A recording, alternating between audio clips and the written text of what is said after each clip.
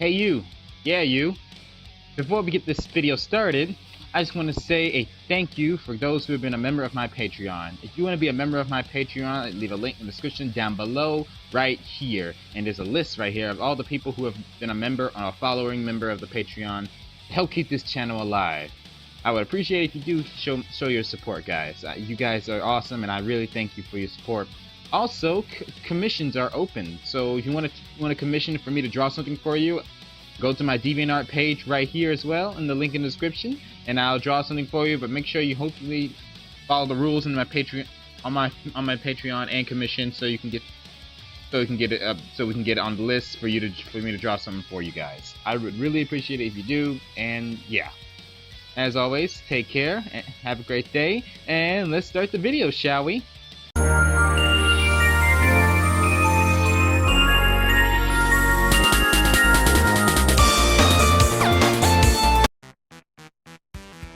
What is up, YouTube? Frost the Hobidon here, and today we're back with another Patreon video. This is a Patreon request by Ingazilla. Wait, I believe Commander Grizzly.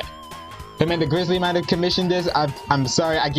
They mostly the ones who Ingazilla and Commander Grizzly are the two people who do these Patreon videos. It might be Commander Grizzly because he is a fan of this sort of thing. So this is the StoryTeller Fortnite Season 1 Episode 2 Super Mutants and Nightkins. If you haven't checked out this video, I will leave a link in the description down below, so go check it out for yourself before you see my reaction video.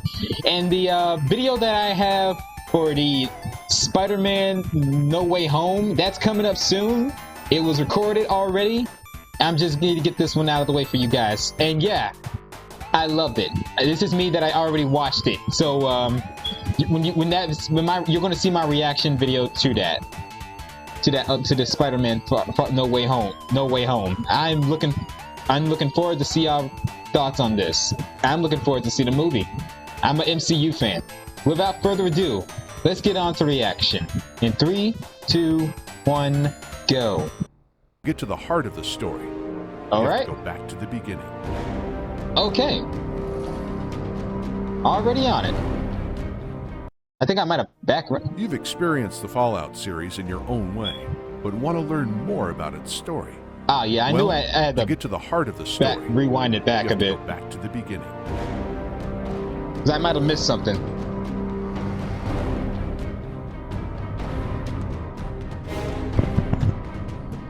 Fallout Lore Series, presented by... Okay. Shoddy Cast. Chapter 2 Super Mutants. Oh. Vault-Tec presents Whoa. Tomorrow's Technology Today. Okay. At Vault-Tec, Classic. We're more than just America's first choice in vault technology. Thanks Indeed. to military science, we're also your first choice in personal defense. Upon leaving the vault, you may find your neighbors on the surface have changed a lot while you were away. Little Sally Sue, for instance, is gone. And in her place, we see Mr. Scary. Ew. Mr. Scary is not our friend. Here at Vault-Tec, your safety is our #1 concern. So we're here to help any post-nuclear nuisance kill it with fire. I do not want that around the Mutant in my hometown. R88, the latest in mutation-removing technology. A gun! Simply point this patented device in the direction of the threat, pull the easy-to-use trigger, and watch as Mr. Scary goes away. Forever. Results may vary. Sounds about right. Sounds about right. When the Great War annihilated civilization, the survivors lost their loved ones, their homes, and their worldly goods. Yeah. They endured a daily search for food, water, and medicine. A day of struggling, seek mostly. out their lost identities. People have always defined themselves by the work they do, the place they live, the things they own. In the Great War, it wasn't just buildings that were destroyed. It wasn't easy. Entire cultures were erased from history. Oh. In the brutal years that followed, the survivors had to define themselves again, find meaning in their existence. That's kind of depressing when you think about it, because it's kind of hard to rebuild something that gets destroyed by by a catastrophe like that. Or face a metaphorical loss of their humanity. But a much more literal threat to their humanity was already in place. Yikes. Waiting quietly beneath the desert for someone to stumble across it. Someone did, nearly a century after the war. Oh, that really? threat came closer to extinguishing humanity than all the bombs and guns of the old wars. Why is it always the weapons? Neutron People always want to make through a weapons. strand of DNA can cause a cancerous tumor, but a lifetime of exposure to unprecedented amounts of atomic fallout will have wildly unpredictable results. It is always unpredictable. You'll never know what's going to happen these days. And those are some terrifying looking dogs. That explains many I do not want, especially those scorpions. I don't want those around. Not all of them. There's a different strain of mutant out there. They're shaped like men, but bigger. Some of them are more dangerous than Deathclaws. What else could there be? Man and power armor. They call themselves super mutants, and they're not the result of random contact with radiation, but rather a deliberate act of genetic tampering. Holotapes unearthed in pre-war military installations show that the United States government started out with good intentions. Rival nations had attacked America with biological weapons, resulting in a new plague, so America's leaders created their own defensive virus. The plan, originally, was to make a germ that would mutate America's population just enough that they would become immune to the viruses that the enemy might use. I In a see. sense, this forced evolutionary virus worked, but the effects were much more drastic than anticipated. The Makes animal sense. test subjects mutated by it were not only resistant to common biological weapons, they also grew stronger and more intelligent, but monstrously deformed. Makes In sense. Maryland, the virus was placed in a Vault-Tec vault and used as part of their cruel experiments. According to files recovered from a Vault-Tec mainframe, the people who took shelter in that vault were exposed to the virus by their own overseer, the very man assigned to protect them after the bombs fell. After escaping the war, these people suffered even worse than those trapped on the surface. Why am I not surprised? People like that always happens. People always like that always happens in their lives. It's crazy how things like this gets out of hand, especially if people wants to play God with their experiments. The mutation process is painful, and most people exposed to the virus die a horrible death in a body they don't even recognize as their own. Those who do survive often wish they hadn't, because their very humanity is taken from them. It's like Whatever they torture. look like before mutating, they transform into an enormous, bald, green brute. That sudden loss of identity would enrage almost anyone. Maybe with enough therapy, a person could come to terms with their new body. That is Most true. of the poor creatures suffered from another side effect, reduced cognitive capability. Despite the virus's potential to increase intelligence in some people, most of the super mutants on the East Coast were just plain stupid. In fact, many of their brains were too one way of small saying to it. perform even basic autonomic Just functions plain like stupid, you breathing. say. For those that survived, there were some positive trade-offs. Their strength increased tremendously, as did their size. Even the small ones are nearly 10 feet tall. In the capital wasteland, these beasts continue growing throughout their existence. Wanderers have reported fighting super mutants that are 15 feet tall, and foolhardy adventurers have pumped hundreds of bullets from assault rifles into mutant overlords without bringing them down. That is something you don't want to mess with. Steel even claim to have fought super mutants that are 20 feet tall and can survive a direct hit from a mini nuke. The only factor that keeps them in check is that they are infertile and cannot reproduce, at least not the way that they did when they were still human. The first mutants created in that horrid vault might not have been as intelligent as the humans who created them, but they had strength and righteous fury on their side. The mutants turned on their creators and transformed them into the next generation of super mutants. And in time, the vault was nothing but mutants. Basically alone, giving them a undying, taste of their own just medicine. Intelligent enough to know that they had been betrayed by humanity. Forcibly stripped of their humanity, robbed of their ability to reason, and transformed into massive brutes, they were an angry horde trapped inside a vault. Rage and boredom are an unstable mixture, and eventually that vault burst. Hundreds of super mutants emerged into a wasteland where their enhanced physical abilities made them better suited to survive than the humans around them. Disorganized humans had only one advantage, and that was their numerical superiority.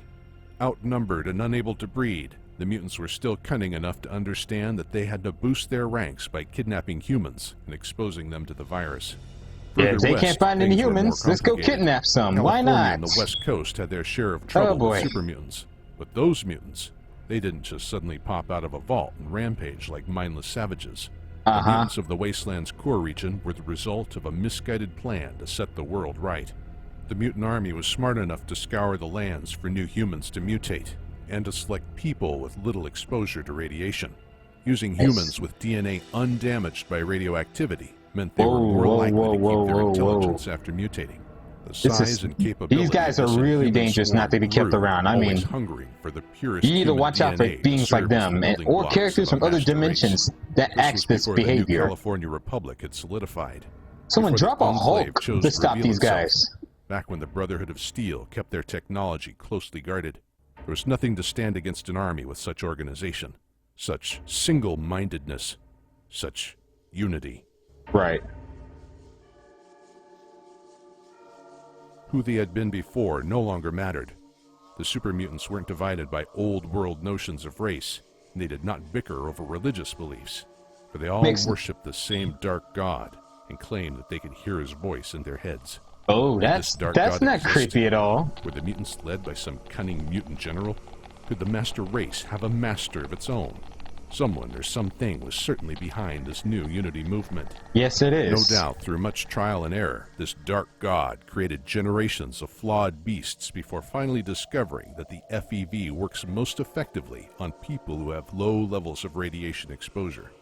Wow, Access to I feel sorry for those people. Revealed that the Wasteland held secret communities of uncontaminated vault dwellers whose gene other human beings has to suffer because some human beings had to do stupid decisions like this. It's ironic that the super mutant master was done in by the actions of one of these vault dwellers.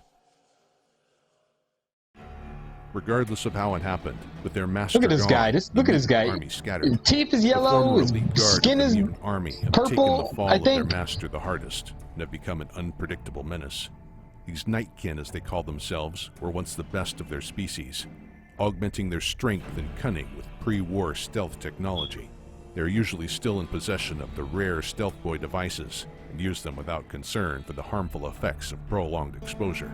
After decades of constant use, their minds have degenerated, and their skin is darkened to a distinctive gray. They're plagued by hallucinations and imaginary friends. Often their jabbering is the only sign that one is nearby. Due to their tendency to appear in unexpected places and engage in bizarre behavior, a single Nightkin can be more dangerous than a group of their green-skinned brethren. Some super mutants have formed their own communities, following charismatic leaders across the wasteland. Turn a radio to the right frequency in the right parts of Nevada, and there's a broadcast coming from a mutant girl who thinks she can take the master's place and guide the mutants to a new utopia. Although she has gathered many followers, her mental instability ensures that this is unlikely. Some wanderers even speak of outright friendly super mutant companions who accompany them as friends and equals. Given their resilience and long lives, if there are some mutants out there who are friendly, new adventures, they're a keeper. Companions. A few diverse communities consisting of humans, ghouls, and mutants alike have popped up, at least for a time. Despite the best efforts to get along, it seems that differences will always reduce people to fighting among themselves. Right. Perhaps that dark god was right. That never changes, what the actually. Wasteland really needs is more unity. If the super mutants do ever form another army, they're likely to find the Wasteland a little more of a challenge this time around.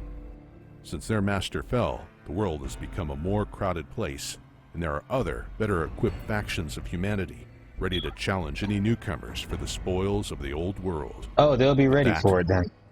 Is a story for another day. Oh, I see. Interesting. Alright then. That was chapter 2, I guess. Well, that was chapter 2 of the StoryTeller Fallout. Thank you for the Patreon. Thank you, Commander Grizzly, for this Patreon request. And thank you guys for watching. And what were your thoughts on this? Did you enjoy it? Let me know in the comments down below. This was requested. You can send me a request on Patreon of videos you want me to react to if you are a member of Patreon. You gotta follow the rules there, and commissions are closed. And for those who have sent me a commission, the day before it was closed. It's in the working process, so yeah, stay tuned for that. I'm not sure how long I'll have commissions open. I'll let y'all know. I'll notify y'all on Twitter. If you follow me on Twitter and hit that notification bell on there, I'll let you know. Anywho, take care, have a great day, be safe, and most importantly, stay frosty and stay healthy out there. Catch you all later, and make sure to wash your hands and wear a mask when you go out. Please do so. And if you do get the chance to get a vaccine, best if you do so, because let me tell you right now, the virus is getting worse, and you guys, I wish for y'all to be around while I'm still making these videos, because you guys are amazing, and I don't want anything bad to happen to you guys. Take care, guys. You guys are the best. The number you've dialed is no longer in service. Check your telephone directory or the information operator for the correct number and go to hell.